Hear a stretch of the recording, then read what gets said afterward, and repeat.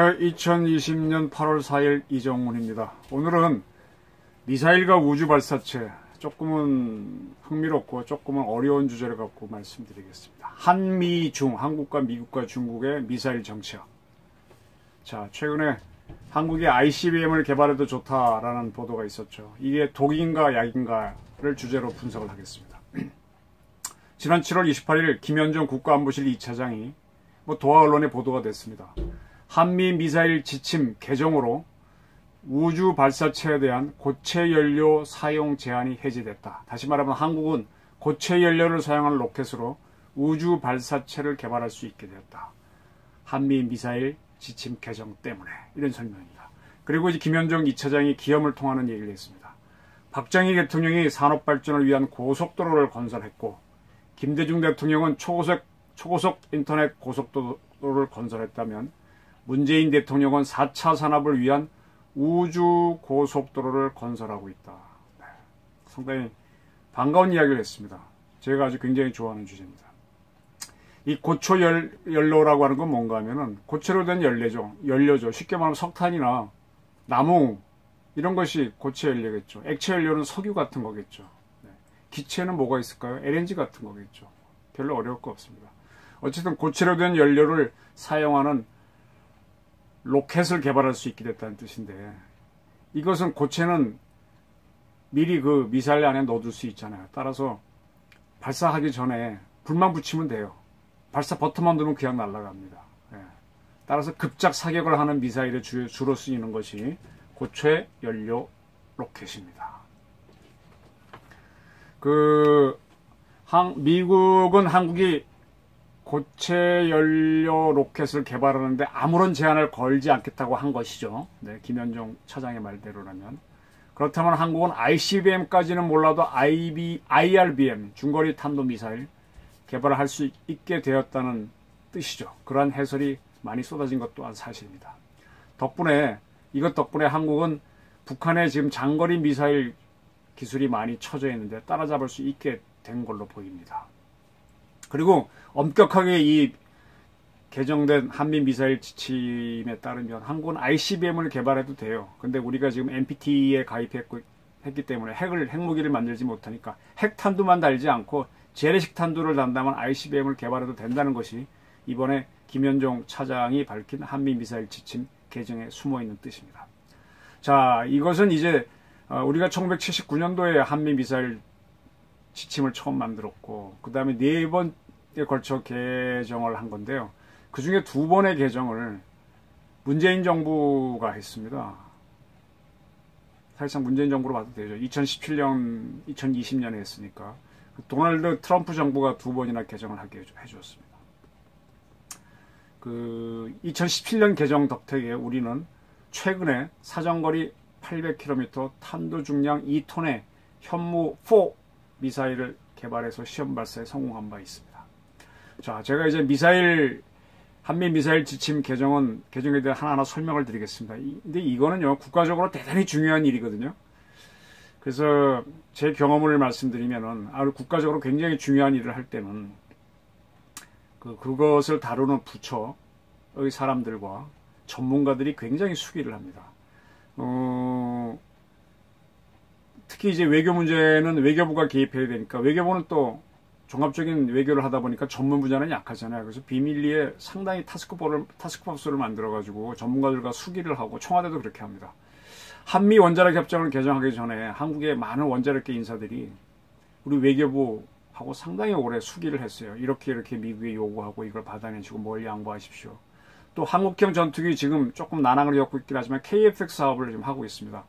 그것도 막판에 큰 논쟁이 됐던 게 쌍발로 할 것이냐, 엔진 2개, 1개로 할 것이냐 논쟁이 붙었는데 그때도 청와대가 개입해서 여러 전문가들을 불러서 오랫동안 수기하고 논쟁을 했습니다.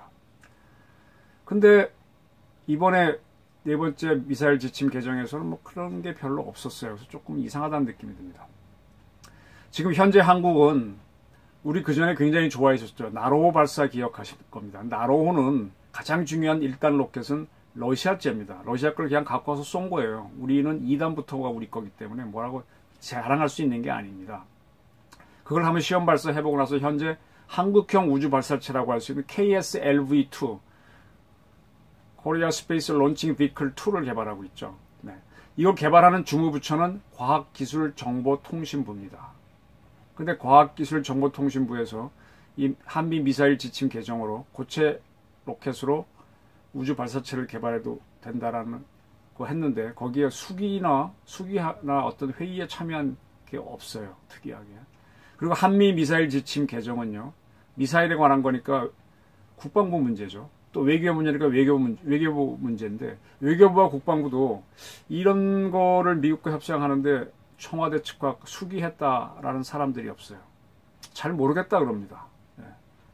참 특이하죠. 왜 청와대가 단독으로 했나.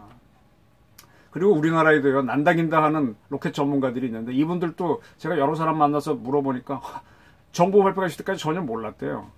더 놀라운 거는 현재 아까 말씀드린 대로 한국형 우주 발사체를 개발하고 있는 항공우주연구원, 항우연조차도 청와대 발표가 있은 다음에 우리가 고체 로켓으로 우주 발사체를 개발해도 되네 라는 걸 처음 알았답니다.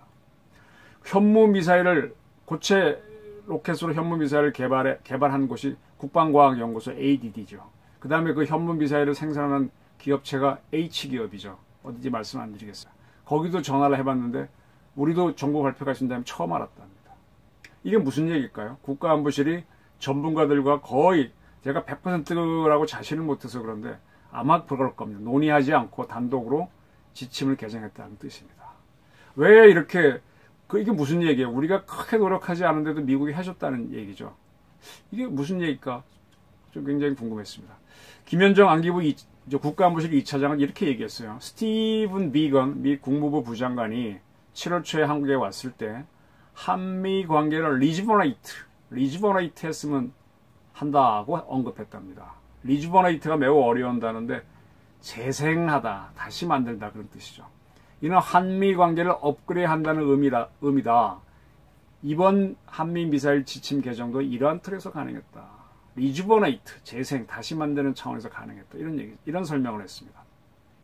한미 미사일 지침 개정으로 한미 관계는 업그레이드가 된 게 맞죠. 그런데 이 보도를 낸 도하 언론들은 업그레이드 됐기 때문에 미국발 청구서, 돈 내놔 라고 하는 청구서가 날아올 것이라는 관측이 많다는 해설 교대가 바로 나왔습니다. 왜 이런 관측이 나온 것일까요? 제가 그래서 이번에 이 문제를 종합적으로 추적을 해서 설명을 드리는 겁니다. 자, 문재인 정부는요, 대미자주를 주장한 사람들이 많은 정권이잖아요. 임종석부터 이인영, 우상호, 다 386 세력 그런 사람들이잖아요. 대미자주, 반전 반핵 양키 고홈. 그래서 한미관계의 재설정을 주장해 왔습니다. 이게 뭔가 하면은 한미관계가 상하관계가 아닌 대등한 관계여야 된다. 네. 대등한 건데 어떨 때는 우리 대등하게 안 한다 그러죠. 우리가 미국한테 동맹으로서 받을 권리는 있는데 우리가 미국과 동등하게 미국을 도와주는 그런 건 안 하려고 하는 기질이 강한 게 386 세대들이죠. 근데 그렇게 주장했을 때 미국은 그럼 양국 관계를 동등하게 하자는 것이냐, 리즈버네이트 하자는 것이냐. 그러니까 동등한 거라니까 지금까지 우리가 우위에 있었기 때문에 미국이 더 많은 부담을 했는데 동등해지는 거니까 한국이 돈을 더 내라 라고 하면서 방위 분담금 인상을 주장해 왔습니다. 네. 그래갖고 이제 지금까지 난항을 겪었고 또 우리 정부는 또 문재인 정부 거기 맞춰서 지급하겠다 그랬죠. 네. 대미자주를 하는 대가로 돈을 내겠다 그러는데 미국이 요구한 돈이 많아서 허걱하고 이제 자빠져 있는 상태죠. 네. 아직 회담을 못하고 있으니까. 그렇게 미국이 방위 분담금 인상을 요구할 때 그 인상을 해야 되는 근거가 뭐냐 그랬더니 감시 정찰 자산의 이용료가 인상됐다 그랬습니다. 그러니까 우리는 위성이 거의 없잖아요. 돈 주고 빌린 거 몇 개 제외하고는. 그 미국은 굉장히 많단 말이에요. 그걸로 북한을 봐서 그 정보를 무료로 줍니다. 또 미국은 많은 정찰기 첩보기가 있습니다. 그 정보를 한미 동맹에 의해서 그냥 무료로 주는데 그 자꾸 비행기 값도 인건비도 군인들이 올라가고 연료값도 올라가니까 자꾸 이용료를 더 내라 이런 거지 않습니까? 그래서 인상된 비용을 내라는 거였습니다. 그래서 그것 때문에 우리가 더 내겠다고 협상을 했는데 지난 1월 총과 합의가 됐었죠. 그래서 1조 389억 원 약 13% 인상하기로 했는데 이걸 트럼프가 노 해버렸죠. 하노이 노딜처럼 노딜로 만들어버렸죠. 그리고 1조 5천억을 요구하면서 지금 현재 상태로 팽개쳐 놓고 있는 상태입니다. 그것 때문에 이제 주한미군에 근무하는 한국인 근로자들이 봉급을 못 받아갖고 그게 문제가 돼서 한동안 시끄러웠었죠. 네. 자, 이걸 비유해서 설명하면은 한국은 미국과 동등하자고 주장했다가 돈벼락을 돈벼락 맞으면 좋다 그러는데 이제 돈을 내라는 벼락을 맞은 거로 볼 수도 있는 거죠. 제 비유해서 설명하는 겁니다. 조금 기분 나쁘시겠지만 현실이 그렇다는 겁니다. 그러나 김현정 차장께서는 반대급부는 아무것도 없다. 나는 협상할 때 반대급부를 주지 않는다라고 강조했습니다. 상당히 김현정 차장이 지소미아 사태 때도 보게 되면 민족주의를 강조하는 사람이죠. 네. 그렇게 얘기했는데 과연 김현정 차장 말대로 될까? 제 의심입니다. 김현정 씨가 영어가 굉장히 잘하고 뭐 공부도 많이 하신 분으로 알고 있는데 글쎄요. 그 세상이 이렇게 간단할까요? 자, 현대의 로켓은 뭐 과거 2차 대전 직전에 이제 중에 만들었던 V2 로켓 그 독일이 처음 쐈던 거 뭐 그때 것들은 다 차치하고 현대의 로켓은요. 고체 연료를 쓰는 고체 로켓하고 액체 연료를 쓰는 액체 로켓으로 크게 대별됩니다. 이러한 로켓을 제일 큰 거는 1단, 그 위에 거 작은 거 2단, 제일 작은 거 3단, 뭐 4단도 좋고 연결해 갖고 하면은 이제 그게 이제 발사를 할 수 있는 거가 되는 거죠. 한 개 갖고 발사해야 하도 되는데 그거 갖고는 힘이 딸리니까 이제 추가로 조립해서 붙인 거죠. 그래서 그 연결해 갖고 위성을 올리는 용이다 그러면 그걸 이제 우리가 우주 발사체, 스페이스 론칭 비클이라 그러고 그렇게 연결한 다음에 거기다 탄두, 즉 화약을 올리거나 화약 중에 하나가 핵탄두죠. 올리면 그게 미사일이죠. 미사일인데 이 흔히 미사일은 여러 가지가 있지만 결국 지대지 탄도미사일, ICBM으로 대표되는 지대지 탄도미사일을 얘기합니다. 제가 제일 공부 못한 게 화학인데요.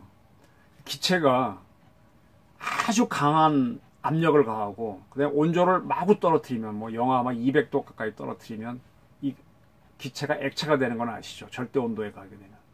그죠? 그래서 산소도 초고압, 초저온을 가하면 액체 산소가 됩니다. 그래서 탱크에 넣고 꽉 압력을 주고 온도를 떨어뜨리면 액체가 됩니다. 네. 그래서 그럼 액체 산소가 됩니다. 그리고 수소도요. 수소는 더 높은 압력과 더 강한 압력을 가하면 액체 수소가 됩니다. 네. 이렇게 산소를 액체화해 놓고 케로신이라고 하는 결국 이제 뭔가요? 우리 등유, 석유라고 보십니다. 그걸 섞어서 빵 태우는 것이 우리가 흔히 말하는 로켓입니다. 요거보다 성능이 더 좋은 게 액체 수소를 만든 다음에 액체 수소를 기화시켜서 나오는 수소에다가 액체 산소를 기화시켜서 나오는 산소를 섞어서 태우면 더 큰 힘이 나오죠. 그게 요즘 뭐 수소 엔진을 쓰는 자동차를 만들자 하는데 그거랑 같은 원리입니다. 그런 수소 연료를 쓰는 액체 로켓도 있습니다. 그런 것들이 이제 액체 로켓이고 고체 로켓이 있습니다.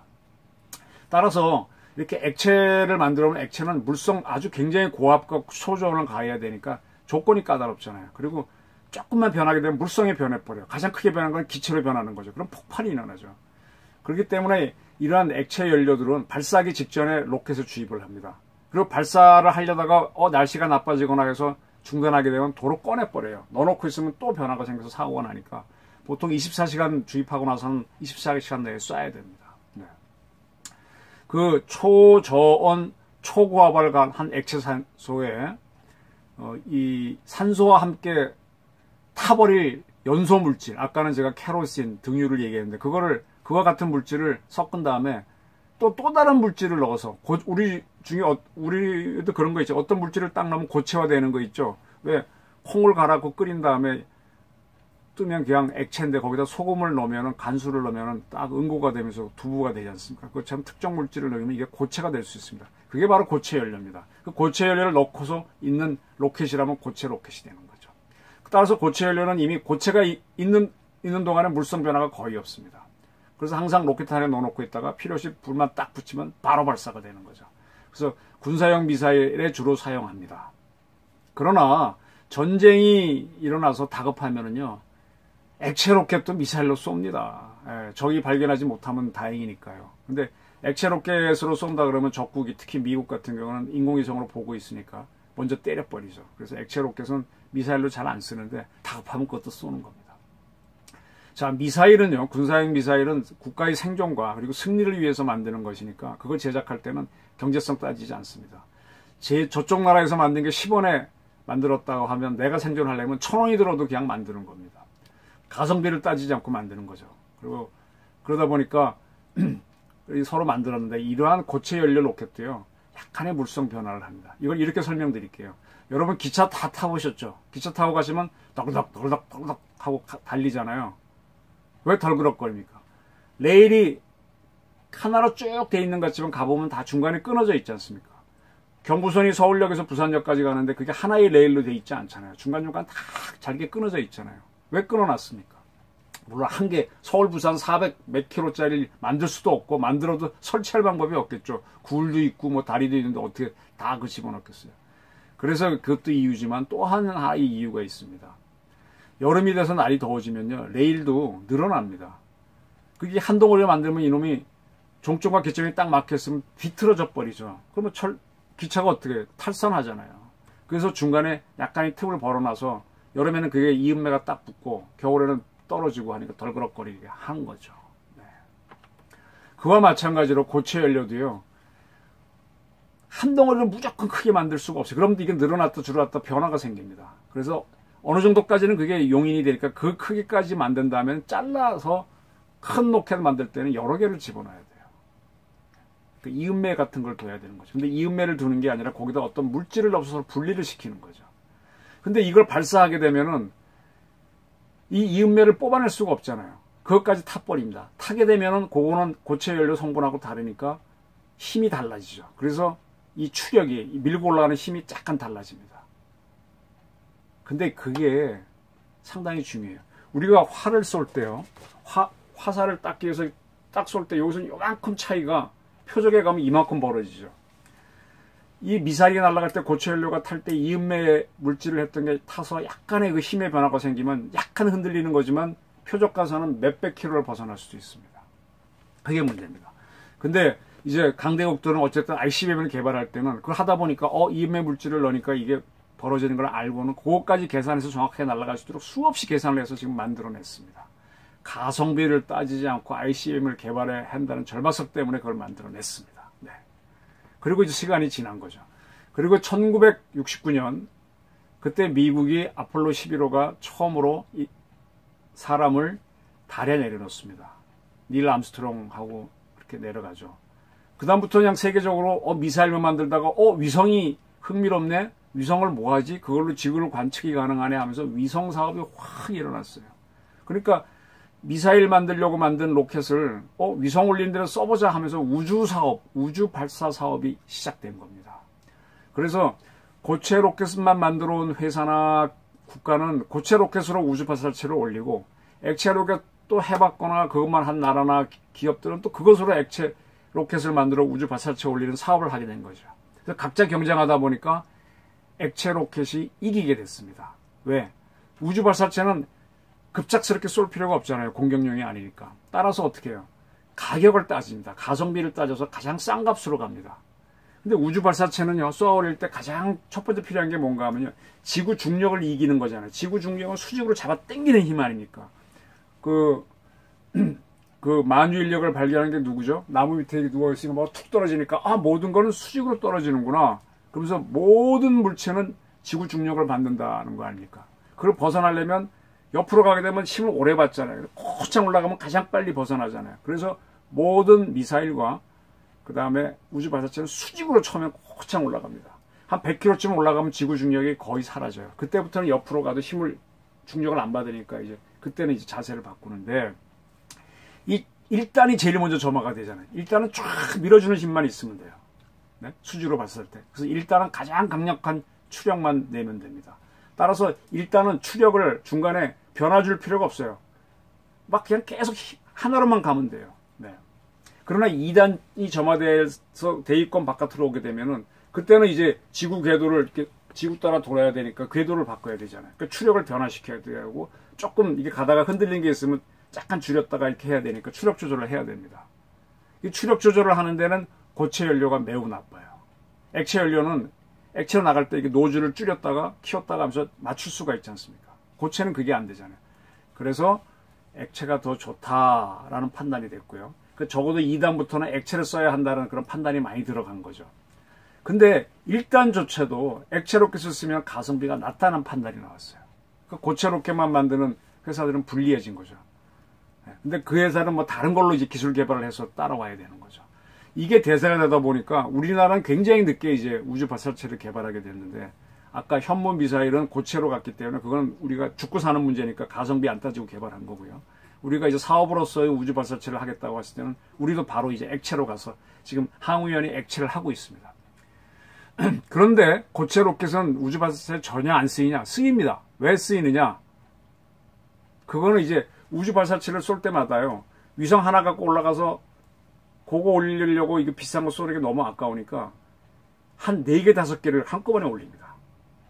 중간에 하나 또 올라가 있고. 그러다 보니까 이거는 커야 되잖아요. 그죠?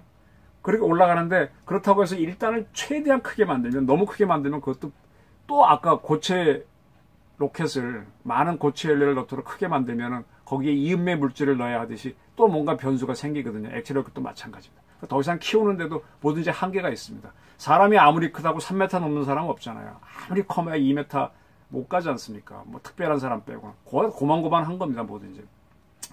그래서 이 일단도 아무리 키우는데 한계가 있다 보니까 어떻게 하는가 하면 옆에다가 보조 로켓을 뺑그르고 돌아가면서 붙입니다. 로켓 보시면 많이 붙어 있는 거 보이죠? 근데 일단은 무조건 올라가기만 하면 되니까 복잡하게 만들 필요가 없어요. 그래서 고체 로켓을 붙입니다. 액체 로켓 붙여도 되는데, 고체 로켓이 좀 더군다나 이음매 물질도 넣지 않아야 되는 거라면 더 좋잖아요. 그걸 여러 개 붙여서 하게 되면 더 가성비가 좋다는 판단이 나와서 고체 로켓은 이렇게 부스터용으로 많이 붙이게 되었습니다. 네. 그런데 그게 이제 대세가 됐는데, 어떠한 나라는요, 고체 로켓을 굳이 개발해요. 가성비가 안 좋다고 하는데도. 대표적인 나라가 일본입니다. 미국은 ICBM이 있기 때문에 중국도 그렇고 그런 나라 러시아도 그렇고 일부러 걔는 고체 로켓을 해요. 군사용으로 쓰려고. 근데 일본은 ICBM을 개발할 수도 없는 나라인데도 개발했습니다. 그게 입실론 로켓입니다. 일본은 H2라고 하는 굉장히 좋은 액체 로켓이 있는데도 입실론이라고 하는 고체 로켓을 개발했습니다. 그거는 일본의 국가 전략인데, 국가 전략입니다. 자, 일본은 2차 대전을 일으킨 나라잖아요. 그런 나라를 전쟁을 일으킨 나라, 전범국가라 그럽니다. 그래서 일본은 전범국가이기 때문에 평화연법에서 제9조에서 전쟁을 할 수 없는 나라라고 되어 있습니다. 전쟁을 할 수 없는 나라이기 때문에 공격용 무기는 갖지 못한다라고 해석을 하거든요. 때문에 탄도미사일을 가지면 안 됩니다. 근데 지금 현실 세계에서는 중국도 자기를 위협할 수 있으니까 우주 개발을 한다는 이유로 고체 로켓을 개발하는 겁니다. 필요하면 어느 순간에 갑자기 ICBM으로 중국을 때리는 IRBM이나 ICBM으로 화약 붙여서 전환시키는 게 있다는 거죠. 한국은 전범국가가 아니기 때문에 자유로이 지대지 탄도미사일을 개발할 수 있었어요. 근데 능력이 없었어요. 일본은 능력이 있었고. 그래서 미국으로부터 기술을 도입했는데 그 과정이 지금은 우리가 꽤 잘한다 그러지만 참 박정희 때는 처연했습니다. 지금 미국이 자랑하는 미사일 맞추는 미사일이 패트리어트죠. 패트리어트가 요즘 패트리어트 팩3가 최신형인데, 패트리어트 초기형이 나왔을 때 요 바로 전 모델이 뭔가 하면 나이키 허큘리스입니다. 미국이 패트리어트를 개발하면서 나이키 허큘리스는 필요가 없어지거든요. 그러니까 그 배치했던 각국에다가 그냥 너희가 폐기하려면 돈 드니까 너희가 가져 그랬습니다. 근데 그걸 받은 거예요. 근데 우리가 사정사정해서 우리가 한 번만 분해해볼게, 우리 한번 모방해볼게, 만들어볼게 해서 허가를, 미국 애들이 필요시 너희가 사용하는 건 좋은데 기술을 가져가는 건 안 돼, 분해하는 건 안 돼 그랬는데 간신히 노력해서 한번 허가를 받아서 분해를 해가지고 그걸 그대로 모방해서 우리가 만들어봅니다. 그게 한국형 나이키 허큘리스이기 때문에 나이키의 N, 허큘리스의 H, 코리아의 K를 따서 NHK-1 미사일이라고 합니다. 그걸 박정희 대통령이 78년도에 개발했을 때 그걸 백곰이라고 명명했습니다. 네. 이걸 이제 만들어 놓고 우리가 세계 7번째로 지대지 탄도미사일 만들었다고 좋아했었죠. 근데 이게 정확도가 없었어요. 미국이 그 기술까지는 안 줬거든. 그래서 미국을 쫄고 전두환 정부 때 쫄라가지고 미국 기술을 받아서 NHK, 나이키 허큘리스 기술을 미국이 이제 우리가 넘겨주고 간, 그걸 토대로 우리 기술 배우고 정확성 맞추는 거는 이제 관성 항법자치 같은 걸 도입해가지고 NHK-2를 만들죠. 그게 바로 우리가 사정거리 180km의 어떤 현무1 미사일입니다. 그때 미국은 180km 이상은 못 날아가게 했어요. 평양만 때려라. 평양 이북은 때릴 필요도 없다. 너희 한국은. 괜히 사고 친다. 이렇게 해서 우리가 처음 했습니다. 그때 한미 미사일 지침이란 걸 만들어서 180km 이하, 500km 탄도 중량 그 이하로만 만들게 했습니다. 그렇게 쭉 오다가 북한이 이제 핵과 더불어 90년대 미사일 개발을 마구 하니까 한국에서 난리가 났잖아요. 난리가 났잖아요.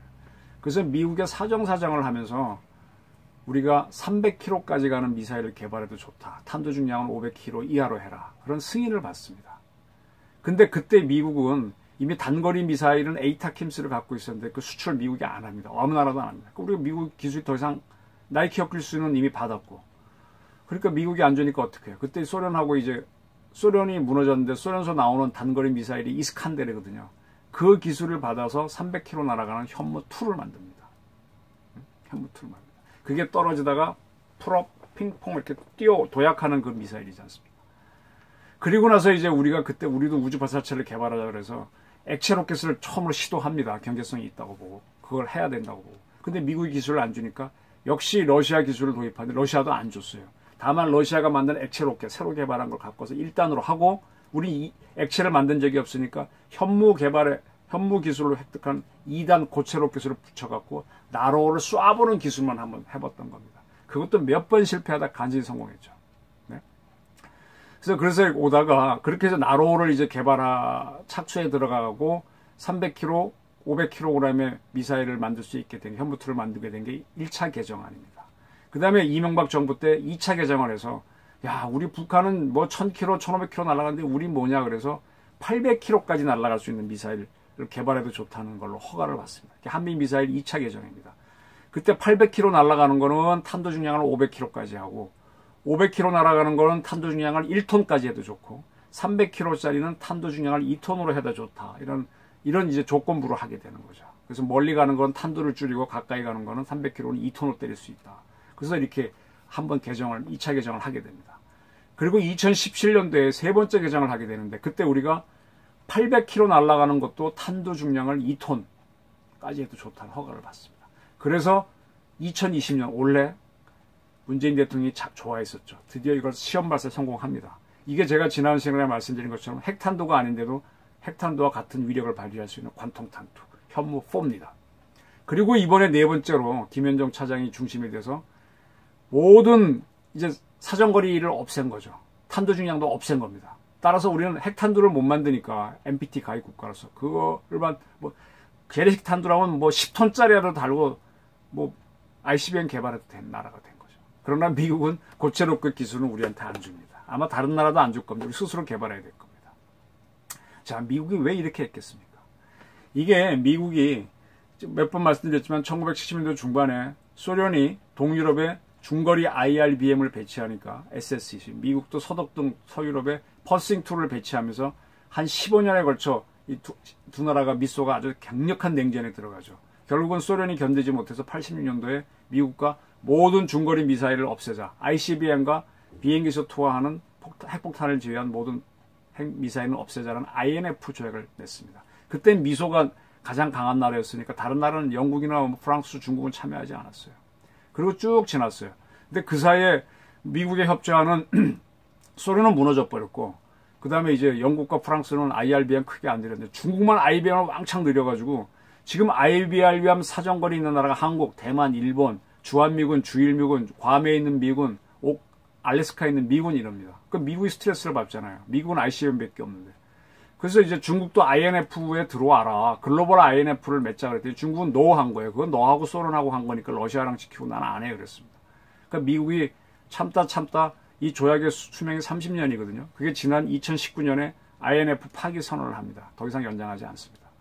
그리고 이제 퍼싱2를 잇는 IRBM 개발에 들어가면서 일본에게는 고체 우주 발사체인 입실론 개발을 할 수 있는 기회를 줬습니다. 약간의 기술도 준 걸로 합니다. 그리고 이번에 한국에는 고체 로켓 미사일을 무제한으로 개발해도 좋다는 허용을 했습니다. 이건 뭔가 하면 한국과 일본으로 미국이 IRBM 당장 만들지 않아도 중국을 견제시키겠다는 고도의 정책인 거죠. 네. 이걸 받아낸 거지 미국이 그럴 필요가 있어서 쉽게 준 거죠. 김현정 씨가 대단해서 준 게 아닙니다. 그러니까 미국은 고체 로켓 개발을 한 거는 한국형 IRBM 만들어낸 거지 한국에 또 다른 우주 발사체 개발 기회를 준 거는 아니에요. 물론 개발할 수도 있습니다만 글쎄 이미 항우연은 막대한 돈을 들여서 액체 로켓 개발에 전념하는데 여기다 고체 로켓 추가로 하라 그러면 그 돈은 어디서 만들고 네. 아직 뭐 정부가 이런 계획 세운 적도 없어요. 갑자기 튀어나와서 항우연도 이번에 처음 알았대잖아요. 그러니까 이거는 아니란 얘기죠. 언론 보도에 숱하게 나온 한국이 고체 로켓으로 우주 발사체 개발할 수 있다라는 거는 앞으로의 얘기고, 대한민국 정부는 아무 준비도 없이 이런 걸 받았다는 얘기입니다. 더 흥미로운 거는요, 미국은요, 한국이 앞으로 만든 한국형 우주 발사체를 만들면 거기다가 한국형 위성을 넣을 거 아닙니까? 그 위성 제작 기술도 안 주겠다는 겁니다. 한국형 우주 발사체 기술도 안 주겠다는 거고.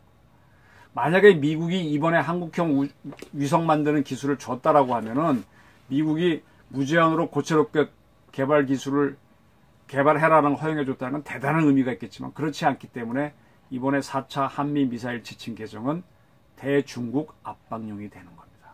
이거는 저의 해석입니다.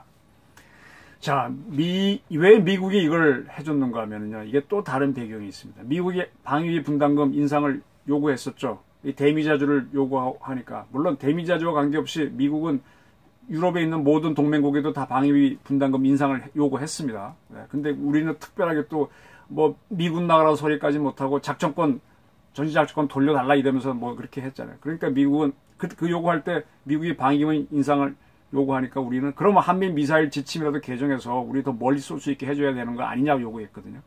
그 미국은 이걸 들어준 거예요. 돈 한 푼 안 들이고 중국 견제하면서 들어주면서 그 다음에 방위비 분담금을 더 내놔라 그러겠죠. 근데 이거를 청와대에서는 문재인 대통령이 우주 고속도로를 딱대되었다고 홍보를 하고 있는 거예요. 이게 웃기는 거예요. 우주도 쳐다보지 않던 사람이 무슨 우주예요. 우주는 오히려 이명박이나 박근혜 대통령이 더 많이 받지.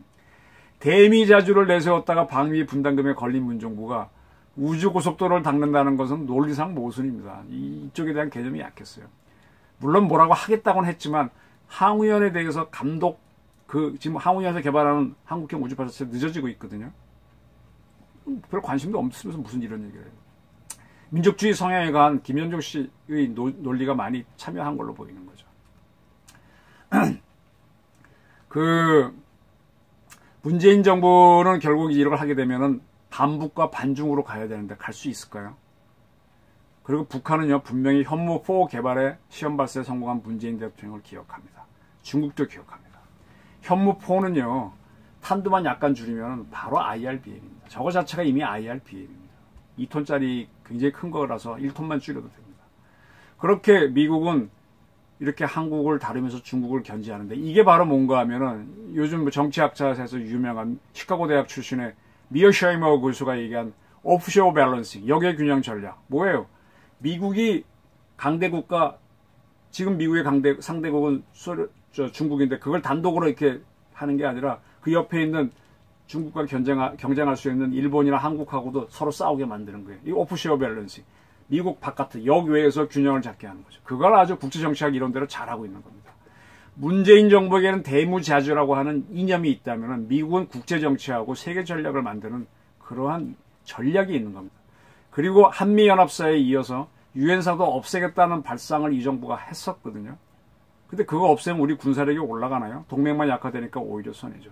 방위능력 흔들리고 북한, 중국 도와주는 거죠. 저는요, 문 대통령을 좀 유심히 볼 겁니다. 진짜 문 대통령이 배심이 있어서 ADD에, 국방과학연구소에 IRBM 개발 명령을 내릴 것인가. 네. 한 2톤 내지 4톤이 올라가는 IRBM을 개발하다 그러면 그건 ICBM 개발하는 거랑 같죠. 이미 현무4도 IRBM이기 때문에. 네. 자, 그리고 이렇게 김현정 차장이 자랑했지만 우주 고속도로를 나올 수 있는 기회라는 그런 선물을 받았으니 방위 분담금은 어떻게 할 겁니까? 미국은 말로 선물을 주었다면 문정부는 돈으로 선물을 줘야 할지도 모르는 상황이 됐는데, 김현정 차장은 절대 그럴 리 없다고 했지만, 글쎄요. 우리 비건에 대해서는 어떤 분이 사람이 참 좋다 표현했었죠. 근데 미국은 사람 좋든 나쁘든 국익은 절대 양보하지 않습니다. 문재인 대통령이 우주고속도로 개발할 의지가 있었으면 박근혜 정부 때 만든 달 탐사 계획을 더 빨리 추진하게 했었어야죠. 그리고 계속 늦어지고 있는 항우연의 한국형 우주 발사체 시험 발사를 독려를 했어야죠. 아무도 챙기지 않으면서. 자, 이것이 제가 분석한 제4차 한미 미사일 지침 개정에 숨어있는 국제정착입니다. 한미중은 미사일 게임에 들어갔습니다. 여기서 어떤 게 우리 국익에 가장 도움이 되는지 판단은 시청자 여러분이 각각 해주시길 부탁드립니다. 감사합니다.